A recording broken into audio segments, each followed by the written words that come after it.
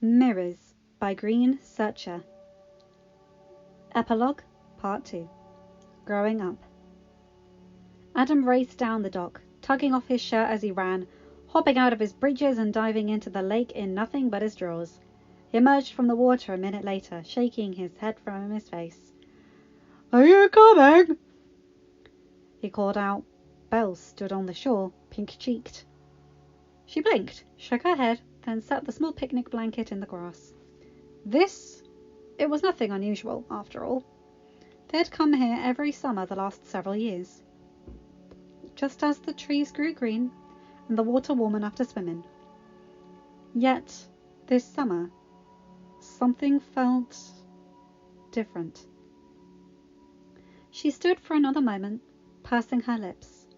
Then, with a breath, she tugged her own summer dress up and over her head, leaving on the long slip and shift underneath. Gathering up her skirts, she finally let herself smile and ran down the dock after him. The water was cooler than she had expected. She emerged with a shriek, then a laugh, yet when she looked back at Adam, he was only watching her with wide eyes. "What?" she asked, suddenly shy again. He went beet red in an instant and looked away. Belle glanced down, noticing one sleeve had fallen from her shoulder. She tugged the wet fabric back up, then swam closer, reaching up for the edge of the dock and watching him curiously. Adam stared pointedly at his fingers where they gripped the old wood, his blush seeping into his ears and down his neck. His wet hair clung to the skin there and along the shoulders, which Belle now noticed were quite a bit broader than they had been the summer before. Her eyes trailed down his arms, suddenly wanting them to pull her closer. "Pull?" Adam rasped, breaking her from her new daydreams. He was looking at her now, eyes full of that something. A something that came now and again, reminding her of their old life together. The first life. He swallowed roughly and finally spoke. I think I'm starting to grow up again," he whispered. The water didn't feel so cold anymore. "Me too," Belle smiled. His chest rose and fell deeply. Then he reached his other hand for the dock and inched himself to her side. Another moment and his fingers were in her hair, pushing a wet lock away and behind one ear. Belle's heart skipped a beat and she closed her eyes, waiting. When his lips found hers, they were damp and tasted faintly of lake water, but they were still warm, reminding her of feelings felt long ago. He pulled back then, and slowly, that funny little lopsided smile tugged at the corner of his mouth. Belle laughed slightly at the sight of it. "You haven't smiled like that in a long time," she teased him. He tried to tame the grin, but it only worked its way up the other side. "Well, I haven't kissed you in a long time," he admitted. Then he paused, looking thoughtful. "Can I do it again?" "Yes, please." Some minutes later, Adam pulled himself up onto the dock with a promise she wouldn't look as he retrieved his breeches. She kept the promise, mostly, and soon he was back clothed and holding the picnic basket beneath one arm. He pulled out the blanket from within, then reached down to help her up out of the lake and quickly wrapped her in its warmth. They settled on the dock beneath the warm sun to munch on sandwiches. "Let's keep it a secret." Belle barely heard him, distracted by the feeling of his arm around her, their fingers tangled together as they had done so long ago. "Hmm?" she asked. "This," he pressed. Let's not tell anyone, just yet." "What?" she finally realized, sitting up further and raising her brow. "Why?" Adam looked a little sheepish, staring at the half-eaten sandwich in his hand, before finally glancing back at her. I'd rather not have a chaperone trailing us everywhere right away," he admitted. Belle registered his words. Then, grinning, she nodded. Cogsworth shut the tiny wooden door with a careful hand, bringing the mantel clock to his ear, the tick-tick of its inner workings calling back to him, its gentle hum still a strange comfort to him, even after all these years. A giggle cut through the soft noise. floating down from the towering balconies above. Cogsworth frowned, placing the clock back in its place above the library hearth before turning towards the sound. Another quiet laugh, followed by unintelligible giggles. He rolled his eyes.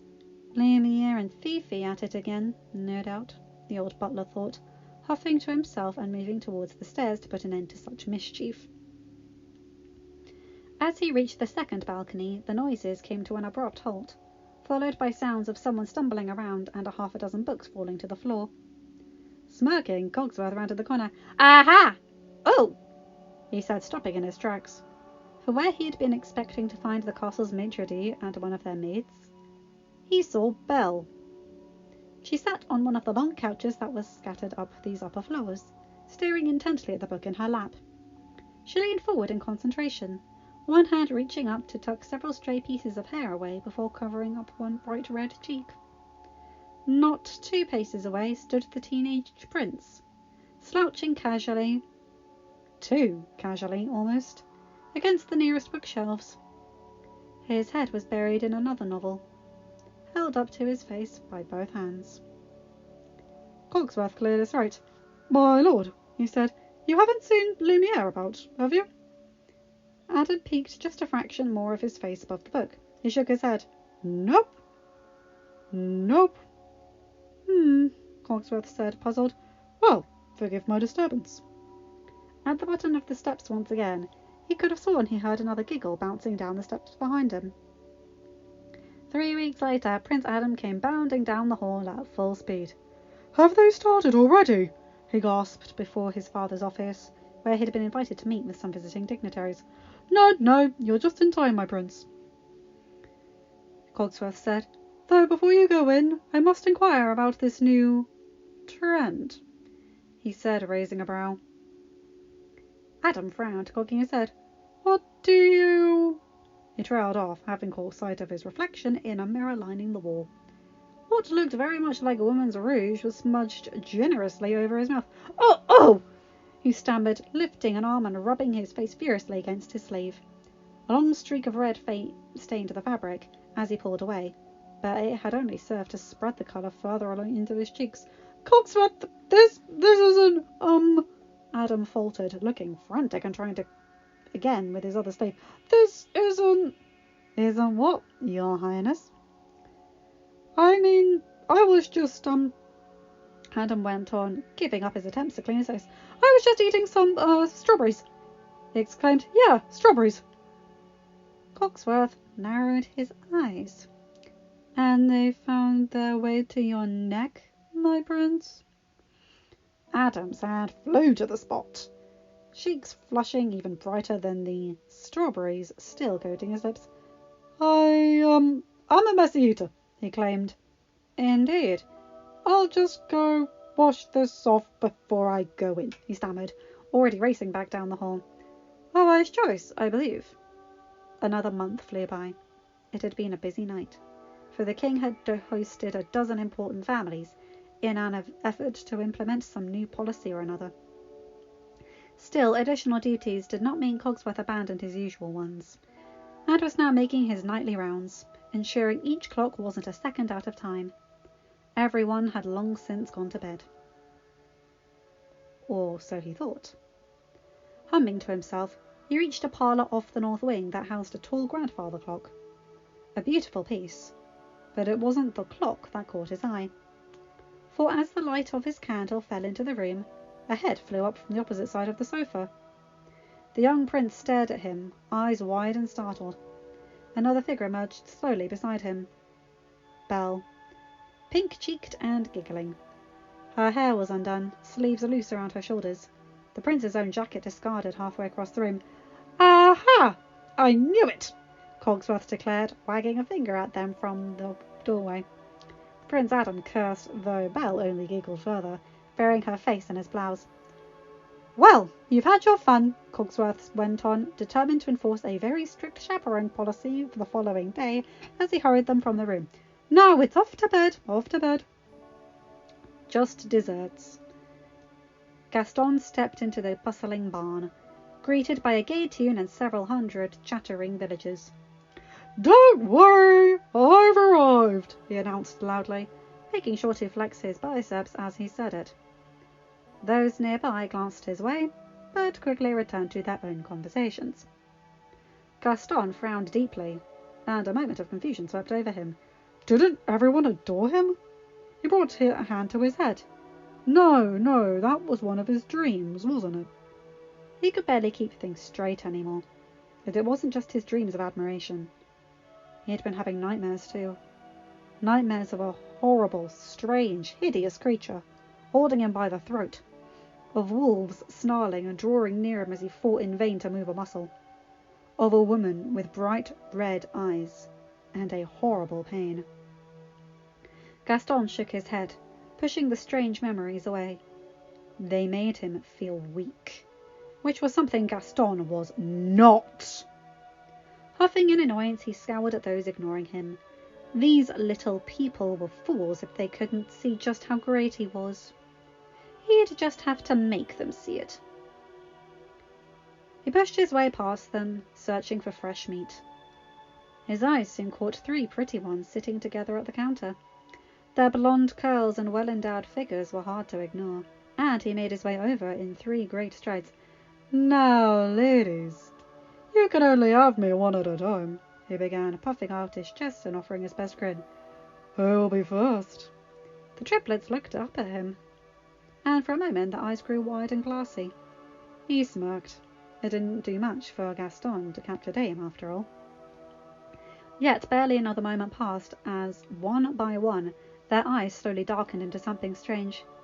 We're spoken for, the girl in amber replied quickly, grabbing her sister's hands and whisking them away before Gaston could even blink. He watched, dumbfounded, but before he could react, another sight caught his eye. A brunette this time, standing alone along the wall, watching the other dancers cross the floor. Something about her seemed familiar. Well, whatever it was, she was gorgeous, and he promptly made his way to her side. We'll go to the gallery together, he declared, reaching for her hand. She promptly pulled her hand away just before he could catch it. No, thank you, she said calmly. Gaston blinked, shocked by her bluntness. Ah, I see, he said, recovering. You've already been asked. I'll dance with you next then. No, thank you, she said more firmly this time. Gaston now scowled. Something about her definitely seemed familiar now, but he couldn't quite place it. He shook away the feeling and persisted. Well, I know you don't really mean... I'm very sorry, Gaston, she said, though she didn't seem to be very sorry at all. Instead, she was looking him right in the eye. But I will not be dancing with you. Ever. Gaston felt his face grow red in an instant, insides burning with fury. And he remembered. Remembered a girl who dared defy him, who'd looked him in the eye like this once before. Belle. A rough hand on his shoulder, and he snapped his head back. Another man stood beside him, younger but with the leanness of one who was still growing, but with just enough height on him that Gaston found himself looking up. He scowled. That is, until he caught the younger man's fierce blue eyes. The room went dark. The dancing couples now trees that towered all around. The young man, a hideous, snarling creature with claws at his throat. Claws that could tear him in 2 in a heartbeat. Gaston started to sweat, hands quaking. Nightmares. They had only been nightmares, hadn't they? The vision faded then, the light from the old barn returning. But the beast's blue eyes remained, glaring at him from the face of a stranger. My, Gaston, the man said, his eyes narrowing, though the corner of his mouth twitched into something like a wicked, knowing smile. You look like you've seen a monster. Gaston froze. How does he know? He felt a heavy bead of sweat rolling down his back, and had a sudden, intense desire to be as far from the young man as possible. I just need some air, he said roughly. He left quickly, feeling those blue eyes trailing him all the way to the doors. Gaston stepped quickly into the cool night air, fuming. Damn, but that guy made him anxious. He grumbled, kicking an old bucket out of his way as he paced the streets. This was stupid. No one scared Gaston. That guy was practically a kid. A kid who had taken the prettiest girl in the village right from under his nose. Damn him, Gaston grumbled. I could pound him right into the ground. Be speaking of our prince, could you? Gaston started, turning towards the voice. An older man stood hidden in the shadows, leaning casually against the barn wall. He wore some kind of uniform, reddish grey hair tied against his neck. Prince? Gaston asked belatedly. Prince Adam, another voice said. Gaston turned. Another old soldier, watching him from the opposite side of the alleyway. He stepped forward, thinner but taller than the other man, a gleaming golden blade at his waist. And Mademoiselle Belle's bow, this one went on. Gaston's jaw nearly fell to the earth. Huh, what? You know, the first man drawled, moving towards his other side. It's high treason to threaten any member of the royal family. Gaston paled. I didn't know it was him, he cried. Ignorance is no excuse for breaking the law, the second man said seriously. Gaston was growing nervous again. He didn't like feeling trapped between these two, whoever the hell they were. He wrinkled his nose, growing defensive. Well, what are a couple of old geezers like you gonna do about it? He demanded, raising a fist. He froze as soon as he did, body covered in sweat in an instant, as the first man's blade slid between his legs. Between his legs and very, very close to two things Gaston took great pride in. The old soldier leaned close, dark amusement in his eyes. I can think of a few things we could do, he breathed. He glanced to his companion, then... What do you say, Commander? Gaston paled further, barely breathing in fear that the blade would slip an inch the wrong way. Commander! He practically squeaked. Of the King's Guard? Indeed, the first man went on, now grinning madly. You didn't think the prince himself would attend a country dance without security, did you? Gaston swallowed. He shook his head. The commander himself spoke again. King Alexander will not stand for abuse or violence, he said quietly. And nor do I. Things will not be tolerated as they once were. Gaston was practically quaking now. I won't do a thing, I swear. The commander leaned in close then, pulling his own sword free in an instant, and placing it against Gaston's neck.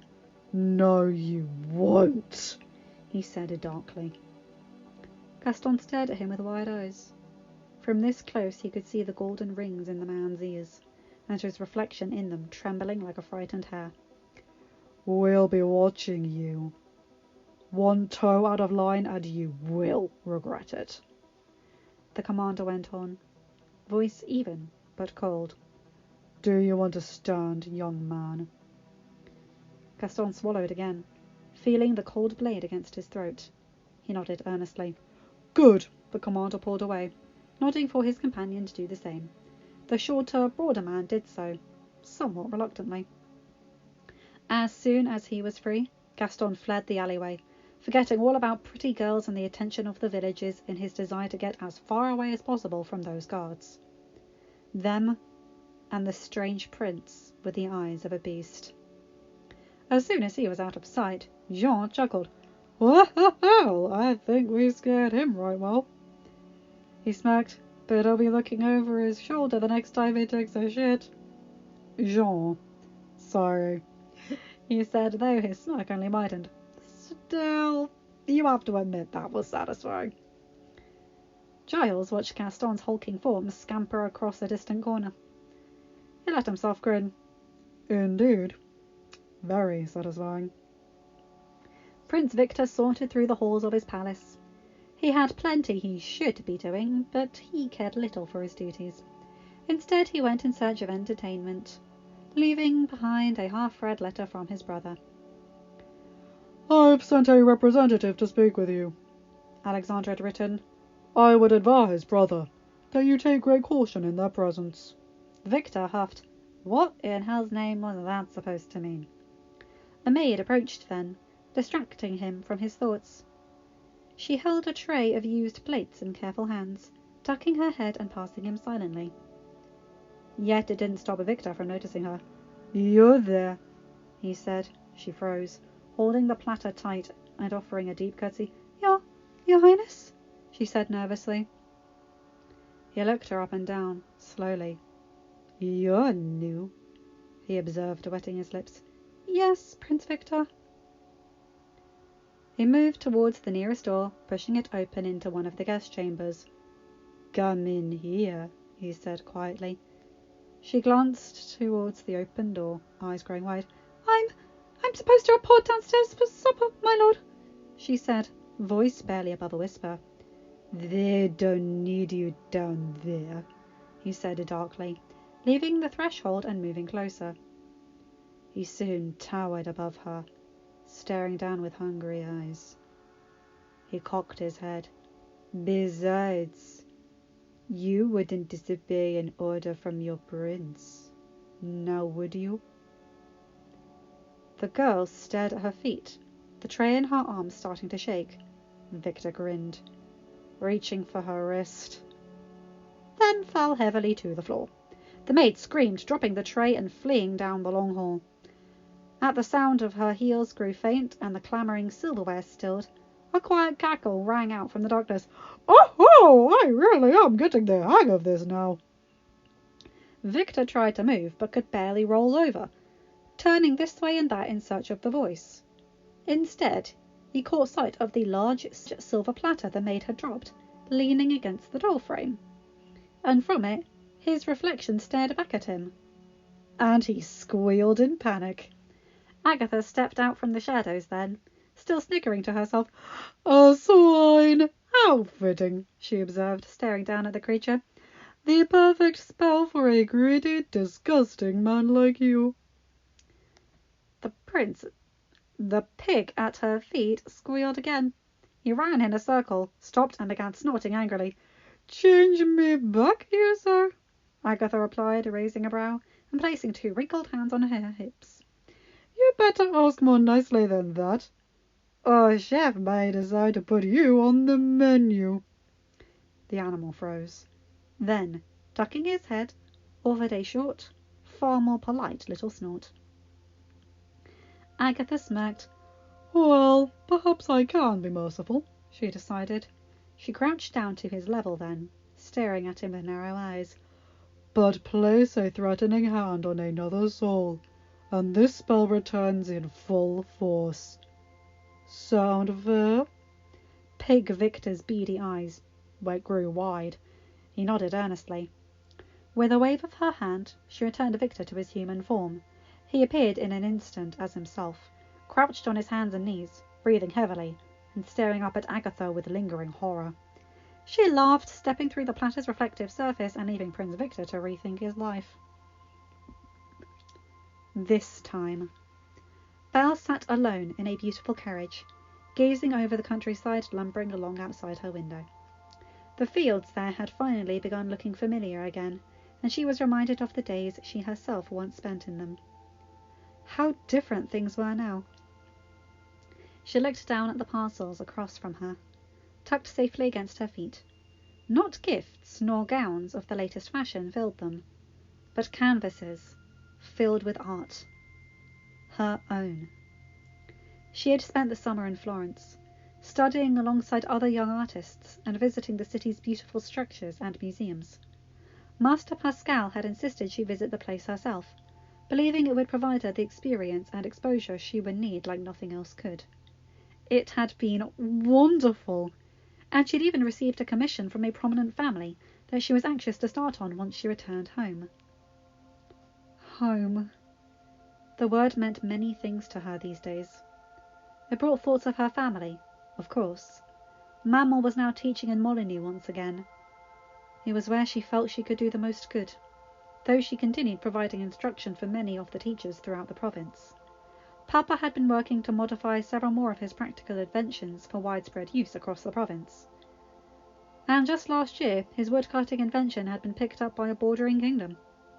Still, even with their newfound prosperity, her family still remained in the cottage on the hill. Eloise was still young after all, and had good friends in Molyneux and Beaumont alike. In fact, she often followed Jack and the triplets' younger sister Nicolette around the village as they played in the square or visited the castle's gardens. Still, home meant something more to Belle.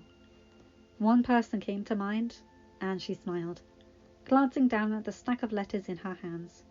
She skimmed through the ones on top, picking out lines here and there written in Adam's hand. June 4th. How is it there? Are they treating you well? Have you made any friends?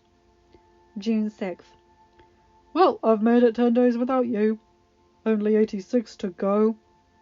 Oh God, I shouldn't have counted. June 10th. 2 weeks. Remind me why I stayed behind. June 16th. Papa says I may as well have come with you since how airheaded and useless I've been since you left. Perhaps I should come after all. No, I won't disturb your work. You're doing wonderful things. But I do miss you so. June 25th. You're right, I'll try to focus on things here. This will be good for me, won't it? June 26th. It's not good for me. God, I'm useless without you. Belle chuckled. Poor Adam. She hadn't meant to abandon him so. Though she herself had to admit these 3 months without him had certainly sounded a lot shorter than it felt. Suddenly the wagon lurched to a stop. The guards outside started to shout, and a horse neighed violently. Heart racing, Belle moved to the opposite window and pulled back the curtain. The guards surrounded a bright white horse, pulling a tall, cloaked figure from the saddle and wrestling him to his knees. Giles stepped forward, frowning deeply and pulling back the hood. He blanched. Prince Adam! He cried. The young man looked up, broader even than Belle remembered, with a dark blonde beard that hadn't been there before. Bonjour, Giles, he said sheepishly. Jean started to laugh, the rest of the guards chuckling as they relaxed and helped the prince to his feet. Giles only sighed, running a hand down his face. Good Lord, I thought you were a bandit. I'm sorry, I thought I'd meet you part way, Adam explained. He looked up at Belle then, smiling wide. She pushed open the carriage door further and he ran over to join her inside. The party began moving once again, the carriage bumping lightly over the road. Adam looked at her for a long moment, then reached for her hand. Hi, he whispered, almost shyly. Hi. She reached up, rubbing the back of his neck. Belle cut him off, reaching both arms around his shoulders and kissing him fiercely. Adam hummed deeply, pulling her close. For 3 months had really been too long. Shadows had already begun inching their way through the curtains when they finally pulled away, smiling at each other. It's the beard, isn't it? Adam smirked. Belle grinned back, blushing, and Adam leaned in to continue. Belle, however, ducked out of the way as she reached towards the door. Wait! She laughed, pulling one of the parcels into her lap. I want to show you something, before it grows too dark. She undid the thin ties, carefully pulling back the leather wrap on the thin leather wrap to reveal a detailed painting of Florence's famous medieval cathedral. Adam pulled the canvas carefully into his lap, staring at it with wide eyes. This was really you? Mm-hmm, she said, pulling another out to show him. Then a tube filled with rolled up sketches, and several more notebooks she had filled in the short months. Belle, these are amazing, Adam said. His chest swelled, staring at a painting of the Italian countryside with pride in his eyes. You really do make the world more beautiful. You know that? Belle flushed. Adam! It's true. He was holding her hand now, thumb brushing over the little ring he had given her. It now fit snugly on her pinky finger. a reminder of a promise made years ago. Would you like to have dinner with me tomorrow night? He asked quietly. He looked back up then, gaze strangely intent. A more than one spoon kind of dinner? Belle smiled, remembering the same question from another life. Yes. End of part 2. Hi guys, hope you enjoyed this one. So yes, there will be a part 3. And oh my goodness, I'm loving this. Them saving, Jean? That is so flippin' selfless. They have a request from a really powerful enchantress to have anything. And they use it to save a man's life. One of someone they've never met. For their friend. How sweet is that? So sweet. And can I just say, I really like Jean as a character. He's such a funny guy, but he goes with Giles so well. Them threatening Gaston. And I think the triplets might have remembered their former lives when their eyes darkened at the sight of him. Like, they looked all goo-goo to begin with, but it's like they remembered what he did to, which one was it? Claudette? I think. Claudette, yeah. And Belle going to Florence with Master Pascal to be a proper Florentine artist? Yes! And that funny scene with Adam, them thinking he was a bandit. Not to mention Cogsworth barging in on them when they're being horny teens. Well, he handled it better than I imagined him doing, so I'll give him props for that. Anyway, you guys know the drill. Like, comment and subscribe and hit that bell to get notified whenever I upload a new video. Have a good day, night, or whatever time zone you're in. Bye my guys, gals and non-binary pals. I'll see you in another video. Take care.